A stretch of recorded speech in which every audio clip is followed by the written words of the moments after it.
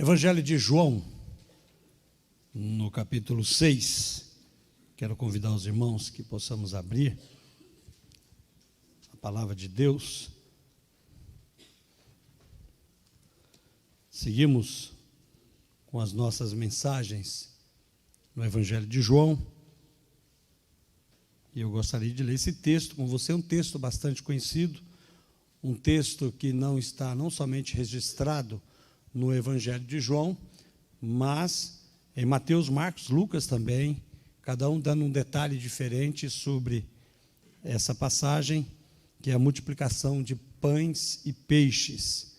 Diz assim a palavra do Senhor: depois dessas coisas, Jesus atravessou o mar da Galileia, que é o de Tiberíades. Uma grande multidão o seguia porque tinham visto os sinais que ele fazia na cura dos enfermos.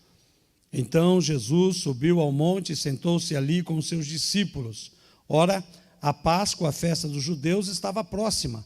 Então Jesus, erguendo os olhos e vendo que uma grande multidão se aproximava, disse a Filipe: onde compraremos pão para lhes dar de comer? Mas Jesus dizia isto para testá-lo, porque sabia o que estava para fazer. Filipe respondeu: nem mesmo 200 denários de pão seriam suficientes para que cada um recebesse um pedaço. Um dos discípulos, chamado André, irmão de Simão Pedro, disse a Jesus: aqui está um menino que tem 5 pães de cevada e 2 peixinhos. Mas o que é isto para tanta gente? Jesus disse: façam com que todos se assentem no chão. Havia ali muita relva naquele lugar. Assim os homens se assentaram e eram quase 5.000. Então Jesus pegou os pães e, tendo dado graças, distribuiu-os entre eles, e igualmente os peixes, tanto quanto queriam. E quando já estavam satisfeitos, Jesus disse aos seus discípulos: recolham os pedaços que sobraram, para que nada se perca. Assim, pois, o fizeram e encheram 12 cestos de pedaços de pão, dos 5 pães de cevada, que sobraram depois que todos tinham comido. Quando as pessoas viram o sinal que Jesus havia feito, disseram: este é verdadeiramente o profeta que devia vir ao mundo. E Jesus ficou sabendo que estavam para vir com a intenção de fazê-lo rei à força. Então Jesus se retirou outra vez, sozinho, para o monte. Muito obrigado a Deus pela tua palavra neste momento. Continua, Senhor, a nos abençoar. Continua, Senhor, a falar aos nossos corações. É a nossa oração, no nome de Jesus. Amém. Essa passagem que nós tanto conhecemos, ela é um dos milagres mais conhecidos de Jesus. Todo mundo conhece. Quem é de igreja, quem não é de igreja, todo mundo sabe desta passagem. É interessante que no capítulo anterior, quando Jesus cura um paralítico, e ele está ali curando o paralítico num sábado, e é interessante que ele vê e ele sabe que ele começa a ter uma grande oposição, então ele se retira dali para poder ter um tempo de descanso, de oração, mas nós notamos ali que a multidão segue Jesus. Então aqui Jesus está do outro lado do mar de Tiberíades, e então Jesus começa a ver que as pessoas começam a chegar, e vai chegando gente. É interessante, porque a contagem da Bíblia, o judeu ele conta homens. Na época dos escritos da Bíblia não se contava nem mulheres e nem crianças. E nós sabemos que há muito mais mulheres e crianças. Alguns estudiosos dizem que nós podemos contar aqui quase 15.000, se não mais de 15.000 pessoas que estavam presentes ali. E que quando Jesus olha essa multidão, é interessante que quando ele lança a pergunta: olha, como que nós vamos fazer para dar de comer para este povo aqui? Então, sugerem-se então algumas alternativas. Alguns dos discípulos, no Evangelho de Marcos, dizem o seguinte: olha, manda esse povo embora, porque nós não temos condições de dar comida para esse povo aqui. Manda eles embora, cada um se virar dá um jeito. A Filipe faz um diagnóstico, fala, olha, nem 200 denários aqui, que era o trabalho de um dia de um trabalhador comum, seria capaz de dar pão para esse povo. Seria 200 dias de serviço que teria que ter um trabalhador para dar de comer, mesmo assim, não daria para repartir para todo mundo. André apresenta um menino, que tem 5 pães e 2 peixinhos. Vê que André já estava de olho no lanche do menino. Se não tiver ninguém, eu tenho o meu garantido com esse menino. Fiz amizade com esse adolescente aqui, não é não? Pelo menos nós dois vamos comer alguma coisa. E ele leva para Jesus, mesmo assim, ele vai ter dúvidas sobre se o problema seria resolvido. Então, Jesus traz a solução. Jesus alimenta aquele povo. Primeira lição que nós aprendemos aqui. Eu e você não temos respostas e nem solução para os problemas que se apresentam na nossa vida. E talvez nós temos várias opções, mas nenhuma opção é a certa, é a correta. Mas se nós buscarmos a Jesus, Jesus tem a solução. É a primeira lição que eu aprendo aqui. Jesus sempre tem a solução para o meu e o seu problema. E talvez a solução para o problema não seja o problema em si, mas seja o nosso coração, seja a nossa condição. Então Jesus está nos ensinando que quando nós tivermos demandas, tivermos dificuldades, eu e você precisamos olhar para Jesus. Não podemos ficar olhando para o vizinho para ver se ele resolve. Para alguém que seja mais abastado, talvez possa me emprestar um dinheiro, ou talvez ir no empréstimo do banco para poder fazer o empréstimo, ou talvez estourar o cartão de crédito para que eu possa ter as minhas coisas. Não. Jesus está dizendo o seguinte: eu sou a solução que vou dar para o seu problema. A única coisa que eu e você precisamos fazer é confiar em Jesus. E nós vamos aprender algumas verdades nesse texto aqui, e que eu quero destacar com você, que a primeira é uma necessidade a ser suprida. Você vê uma multidão que está cansada, uma multidão que está com fome, muita gente que está com necessidades. Então Jesus, mesmo querendo ter um tempo de descanso, ele vê aquela multidão que vem atrás dele, porque aquelas pessoas estavam buscando Jesus não por uma fé genuína. Eles não estavam buscando Jesus porque Jesus é o Salvador, porque Jesus é aquele que dá nova vida. Não, eles estavam buscando a Jesus porque Jesus dava comida para aquele povo. Jesus curava as suas feridas, Jesus restaurava a sua vida física, mas essa não pode, não deve ser a nossa principal motivação para estarmos buscando a Jesus. Mas mesmo assim, mesmo nesse sentido, mesmo Jesus olhando que a intenção daquele povo era errada, Jesus estava disposto a abençoar aquelas pessoas. Os evangelhos sinóticos dizem que Jesus olhou a multidão e teve compaixão daquela multidão. Jesus olha para nós e Ele tem compaixão da nossa vida. Às vezes nós pensamos, Jesus não se importa comigo. Já falou isso? Eu já falei isso muitas vezes. Jesus não se importa comigo. Jesus não se importa da minha necessidade. Jesus não se importa da luta que eu estou enfrentando. Ele não está preocupado. Mas da mesma forma que Jesus olha a multidão, nós lemos no texto passado, na mensagem passada, que Jesus entra na Santa Casa de Misericórdia lá de Jerusalém, né, que é lá o tanque de Betesda, e ele enxerga todo mundo. Ele enxerga todo mundo, mas ele dá atenção para uma pessoa. Ele olha um homem ali, e ele cura aquele homem. E da mesma forma que Deus olha a multidão, como Ele está vendo essa multidão, Deus vê você que está aqui. Deus vê você que busca a sua presença. Deus conhece a sua luta, Deus conhece a sua necessidade, e Deus quer abençoar. Às vezes nós oramos assim: Senhor, se o Senhor pode, que o Senhor possa nos abençoar. Claro que Jesus pode. E Jesus não só pode, como Ele quer nos abençoar. Depende da disposição do nosso coração e o quanto nós queremos e o quanto nós estamos dispostos a ser usados por Ele. o quanto nós estamos dispostos a abrir o nosso coração para que nós sejamos abençoados por Ele. Efésios capítulo 3 nos diz que aquele que é capaz de fazer infinitamente mais do que tudo quanto pedimos ou pensamos, de acordo com o seu poder que atua em nós. Quanto mais você abrir o seu coração, mais disposição o Senhor terá de abençoar a sua vida. Então nós sabemos e aprendemos também que para que Deus possa nos abençoar, abrir o coração significa quanto eu estou disposto a me comprometer com o Senhor. Quanto eu estou disposto a fazer a vontade do Senhor. Quanto eu estou disposto de ouvir a voz do Senhor e obedecer a sua palavra. Então, quando Jesus olha essa multidão, ele vê que esse povo que segue ele, muita gente que segue a Jesus, nem sempre está seguindo a Jesus pelo que Jesus é, mas simplesmente pelo que Jesus faz.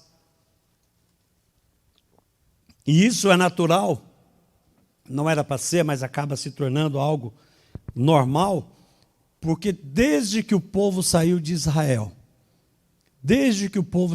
lembra daquele povo, aquela multidão de gente que saiu seguindo Moisés? Tinha muita gente ali que não era povo de Deus. Tinha muita gente que não era hebreu, que não era israelita. Tinha muita gente que viu os sinais de Deus. E então eu falei, o negócio é o seguinte, esse Deus desse pessoal aí, ele realmente é poderoso. Ele abençoa a vida desse povo, então eu vou junto. Eu não sei quem é esse Deus, mas eu vou junto. Porque se esse povo é abençoado, vai respingar em mim. Então eu também quero ser abençoado, então eu vou seguir. Então muita gente, e isso vem acontecendo até os dias de hoje. Nós estávamos conversando essa semana, a minha nora disse o seguinte, pastor, eu fiquei preocupado com a nossa conversa que nós tivemos domingo passado. E ela é uma teóloga em potencial, né? A Mabiane, e ela leu na Bíblia, pensou e veio conversar comigo, e ela disse assim, pastor, eu fiquei preocupado quando o senhor disse sobre as 10 virgens, 5 prudentes e 5 loucas. Como é que pode isso? E eu falei assim, é exatamente o que Deus vê, não o que eu vejo, não o que você vê. A verdadeira igreja universal do reino de Deus, que não é do Edir Macedo, mas de Deus, a verdadeira igreja universal do reino de Deus, só Deus conhece.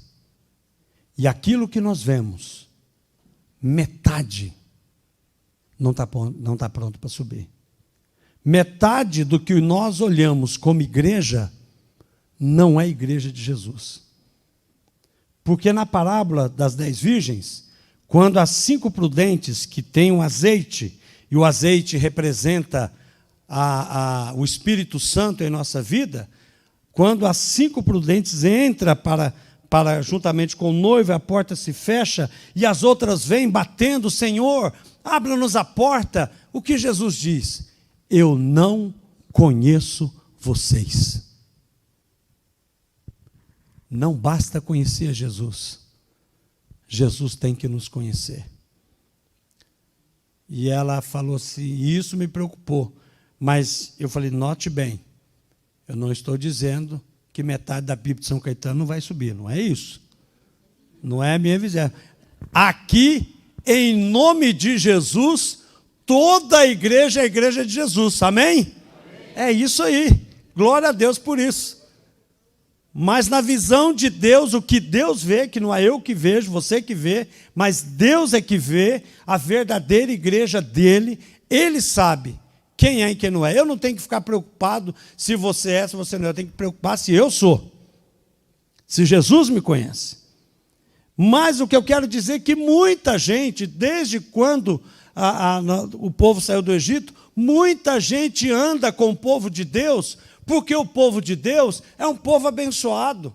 O povo de Deus é um povo que tem a palavra de Deus junto de si. O povo de Deus é o povo que quando traz uma palavra, as pessoas se calam para ouvir, porque tem mensagem de Deus ali. E eu e você precisamos ser povo de Deus. E sabendo que essa multidão está aqui, para que nós não sejamos como essa multidão, que vamos buscar a Jesus só pelo que Jesus é, não. Nós temos que buscar Jesus pelo que Jesus é, não apenas pelo que Ele faz. Ele é poderoso, Ele é abençoador, mas Ele é alguém que morreu na cruz para nos salvar. Foi amor. Foi o amor de Deus que me trouxe aqui. Foi o amor de Deus que trouxe o Ronaldo lá do Guarujá, com amigos. Sejam bem-vindos, que Deus abençoe. Está ali, vão fazer um dueto hoje, os dois de camisa rosa ali, vão fazer dueto, os dois. Mas que move o Ronaldo e Márcia para vir para cá, para estar em comunhão, porque foi o amor de Deus que faz isso.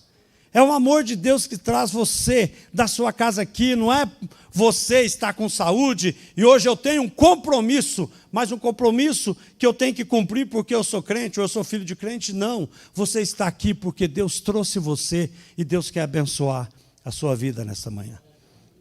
É isso que o Senhor tem nos ensinado nesta manhã, para que nós possamos compreender e entender que Jesus é o provedor das nossas necessidades. E aquele povo sabia que Jesus dava pão. Aquele povo sabia que Jesus estava ali e Ele tinha bondade em seu coração, estava disposto a abençoá-los, mesmo sabendo que a intenção daquele povo era uma intenção equivocada. Mas uma segunda verdade que nós aprendemos aqui era uma visão que precisava ser compreendida. Preste atenção no verso 5 a 7. Então Jesus, erguendo os olhos e vendo uma grande multidão que se aproximava, disse a Filipe: onde compraremos pão para lhes dar de comer? Mas Jesus dizia isto para testá-lo, porque sabia o que estava para fazer. Filipe respondeu: nem mesmo 200 denários de pão seriam suficientes para que cada um recebesse um pedaço. Aonde compraremos pão para lhes dar de comer? Filipe dá uma resposta racional. A resposta que eu daria e que você daria. Fala, não tem jeito de dar comida para esse pão. Não tem solução para isso aqui. Como é que nós vamos fazer? Não temos condição de alimentar esse pão. Por quê? A visão de Filipe é uma visão humana. A minha visão, Wagner, é uma visão humana. A sua visão é uma visão humana. Quando nós passamos por algo assim, como Filipe, provavelmente nós seríamos reprovados também. Seríamos reprovados porque nós olhamos aquilo, o que os nossos olhos alcançam. Mas Jesus, em Lucas, no capítulo 9, no verso 13, quando está fazendo essa passagem, Jesus diz algo interessante para os discípulos: deem a eles, vocês, de comer. Vocês devem dar a eles de comer. Porque Jesus estava fazendo, na verdade, é um desafio aos seus discípulos, compreendendo que eles têm pão para dar para aquele povo. Talvez nós não temos o pão para dar para as pessoas, mas nós temos a solução para aquelas pessoas. Nós temos Jesus. Quantas pessoas que eu e você encontramos durante a semana que está passando por luta, que está passando por dificuldades, que está passando por tribulação, que está passando por necessidades, e talvez você fica com medo de dar uma palavra: olha, eu não tenho o que dar para essa pessoa. Você não tem o que dar para a pessoa, mas você tem Jesus. Você talvez não tenha a solução, mas você tem Jesus, e Jesus é a solução. É isso que Jesus está falando para Filipe. É isso que Jesus disse aos discípulos: dê vocês a eles o que comer, porque nós temos sempre algo a oferecer que vem do céu para as pessoas neste mundo. Essa é a nossa missão, irmãos. Nós passamos por lutas e dificuldades e olhamos as pessoas ao nosso lado e nós não somos capazes de dar uma palavra de ânimo. Uma vez eu fui no congresso do Haggai, lá em Campinas, e na hora de vir embora, eu me perdi. Para mim me perder é muito fácil, então não tem dificuldade. Para eu me perder, eu fiquei rodando uma praça, assim, eu não sabia sair da praça, e qual caminho que eu tomaria, e eu parei no farol, e parou um carro, e eu buzinei e fiz um sinal. Aí uma moça abriu o vidro e ela estava em lágrimas, ela só olhou, chorando. Eu falei assim, eu preciso sair para São Paulo aqui, qual é a saída? Ela falou assim, a próxima direita aqui você vai sair.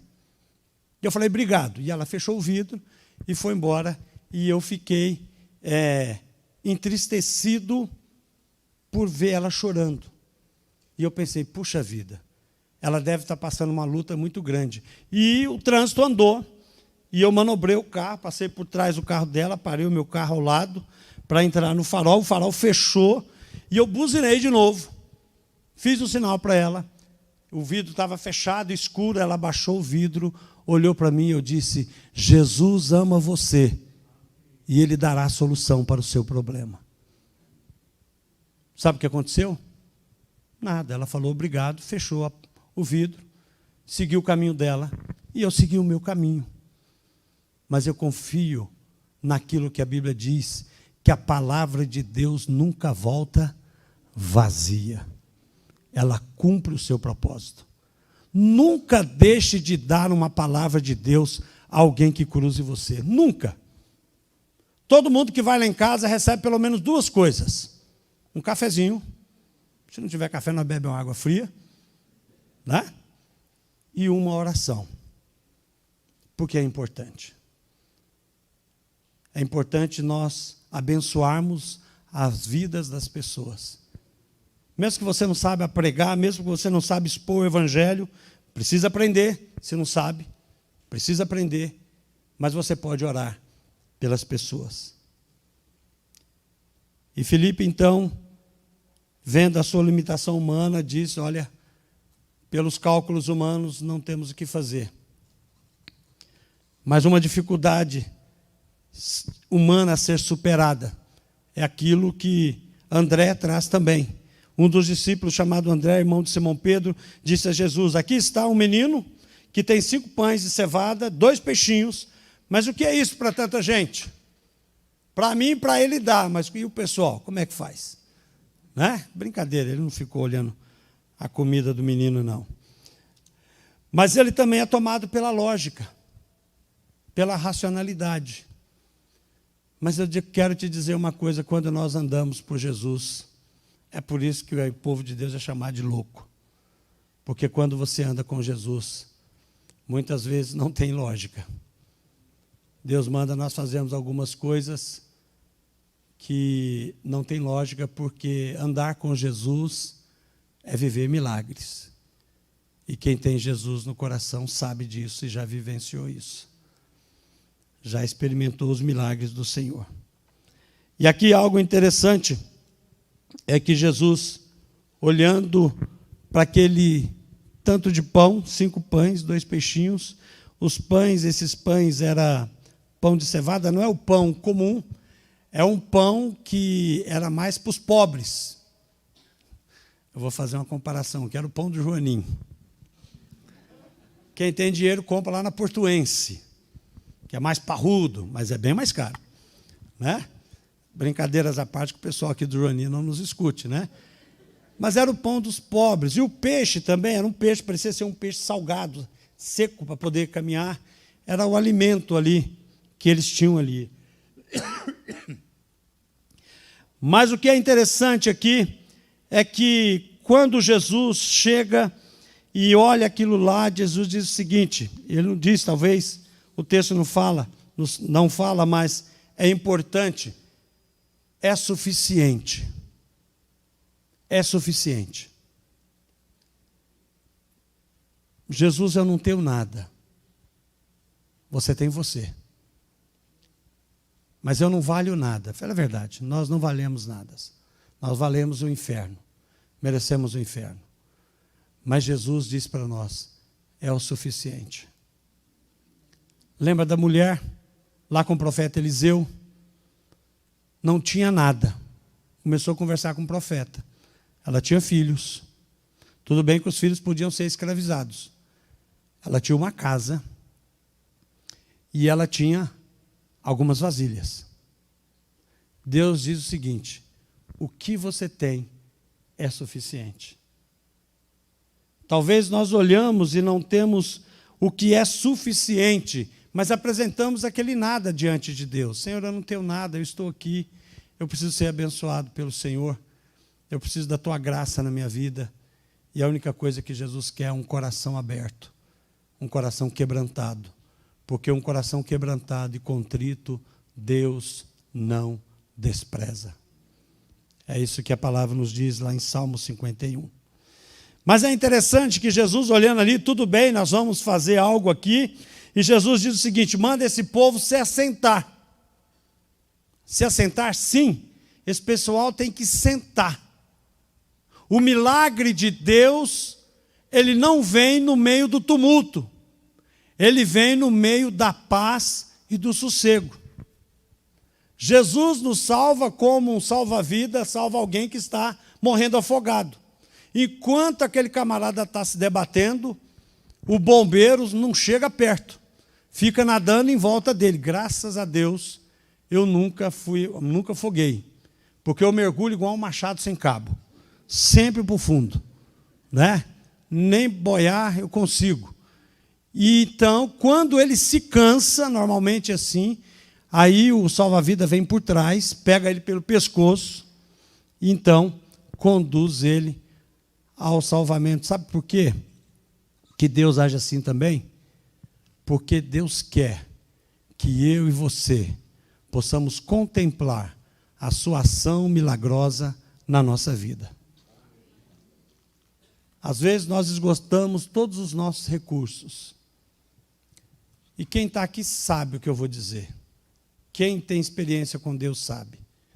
Às vezes nós estamos numa situação que a gente não vê uma luz no fim do túnel.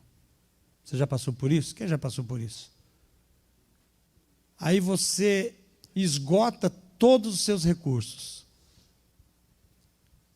Aí você faz uma coisa que você não devia, mas aí você faz. Não devia porque deveria ser a primeira coisa. Mas normalmente nós fazemos quando esgota todos os recursos. Nós oramos a Deus. E falamos para Deus assim: Senhor, eu já tentei de tudo. Eu vou deixar na tua mão para o Senhor resolver. Sabe o que é interessante? Quando nós decretamos falência dos recursos, é aí que Deus entra para fazer o milagre. Quando nós reconhecemos que nós não somos capazes de solucionar os nossos problemas, Deus entra com providência. E Jesus diz o seguinte: manda esse povo se assentar. Havia muita grama onde eles estavam. Era primavera. E o povo se assentou. Ficou todo mundo quieto. É interessante isso.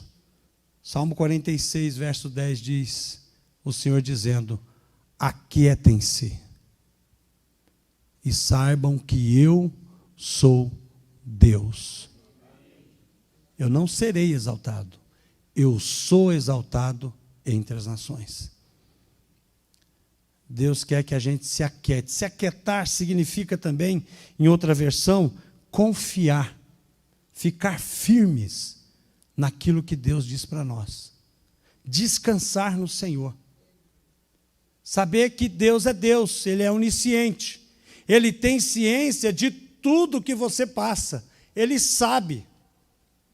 Ele é onipotente, Ele pode todas as coisas. Basta uma palavra de Deus. Uma só. E a sua ferida pode ser curada. A sua realidade pode ser transformada. O seu coração pode ser mudado. Eu creio nisso. Pela graça de Deus, eu já vivi isso. E tenho experimentado isso. E tenho certeza que muitos aqui têm experimentado isso.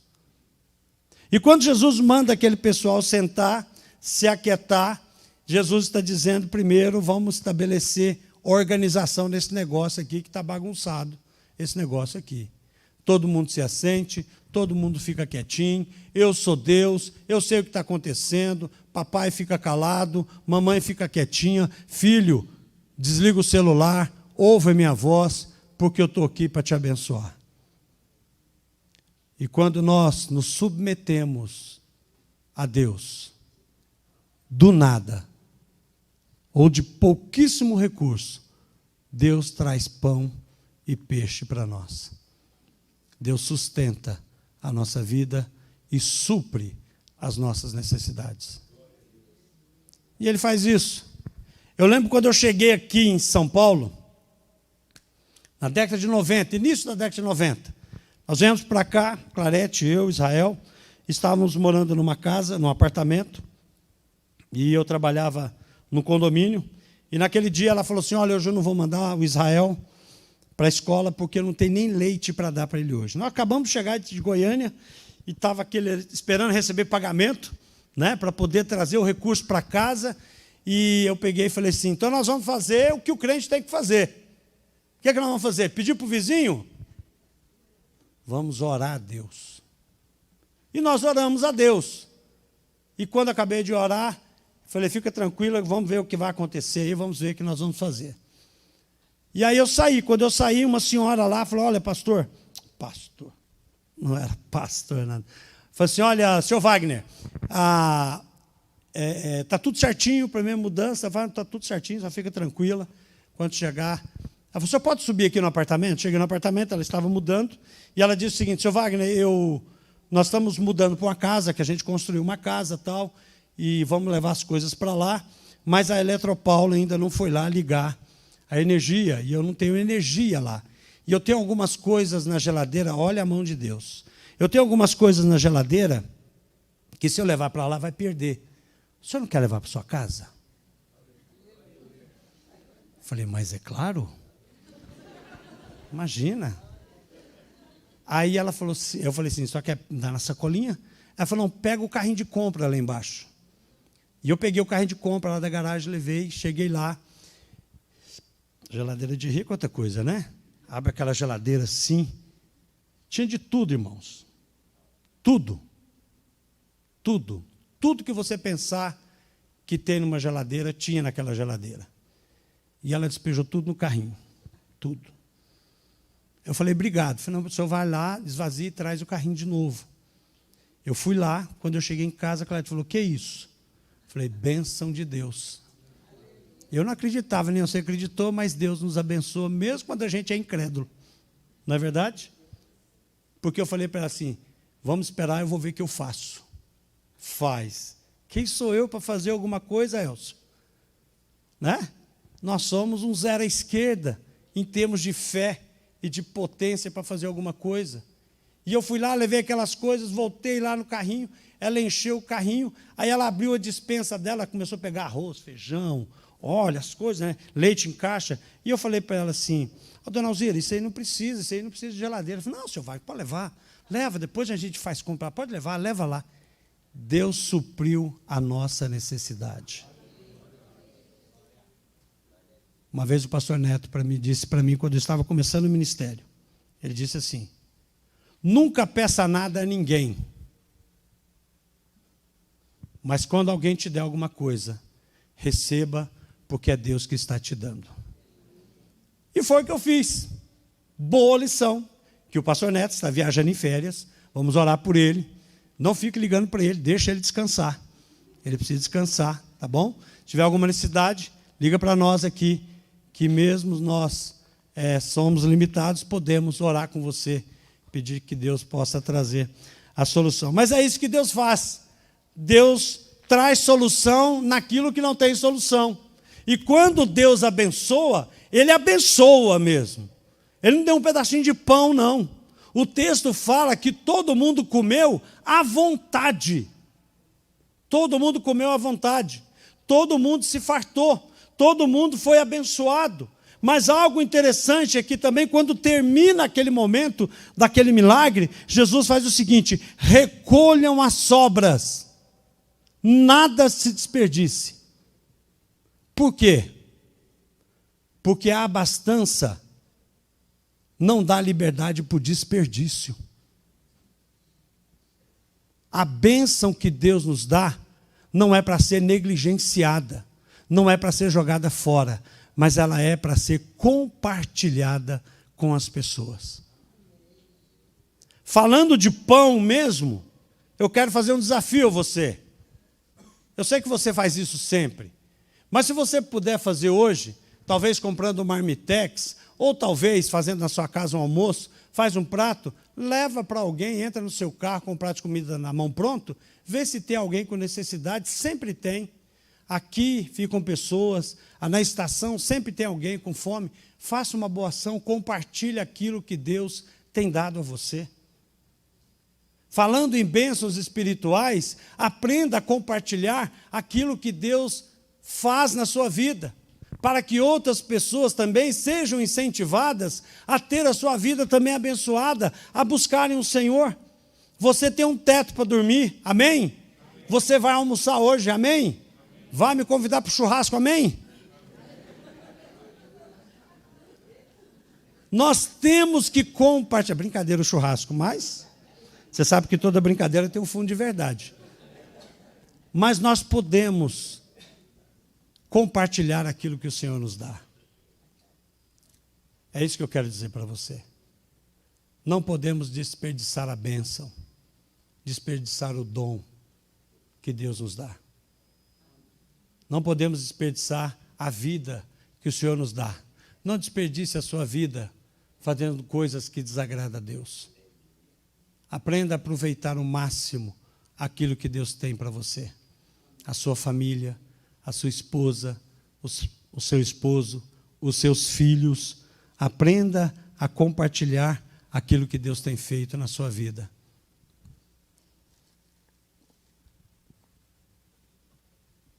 Hoje nós vamos celebrar a ceia do Senhor.